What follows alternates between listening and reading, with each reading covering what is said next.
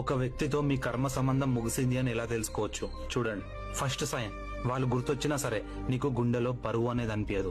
వాళ్ళ కోసం నేను ఇక బాధపడాల్సిన అవసరం లేదు అనే మైండ్ మీకు ఆటోమేటిక్ గా బిల్డ్ అయిపోతుంది. సెకండ్ సైన్, అటాచ్మెంట్ తగ్గిపోతుంది, అంటే లవ్ తగ్గిపోతుంది, కానీ వాళ్ళ మీద ద్వేషం ఉండదు, కోపం ఉండదు, ఏముండదు. ఒకరిని మనం కోపడుతున్నాం అంటే వాళ్ళ మీద మనకు ప్రేమ ఉన్నట్టే. మనం ఎప్పుడైతే వాళ్ళ మీద కోపడడం గానీ ద్వేషించడం గానీ ఆపేస్తామో వాళ్ళకి మనకి ఇక సంబంధం లేదు అని అర్థం.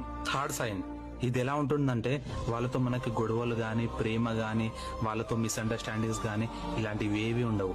అప్పుడు మీరు అర్థం చేసుకోవాలి, ఇక వాళ్ళు మనతో ఉండరు, వాళ్ళు మనకు అవసరం లేదు అని. ఫోర్త్ సైన్, వై మీ, నేనే ఎందుకు ప్రతిసారి, నాకెందుకు ఇలా జరుగుతుంది, నన్నే ఎందుకు ఇలా మోసం చేస్తారు అనే క్వశ్చన్ నీ మైండ్ నుండి డిలీట్ అయిపోతుంది.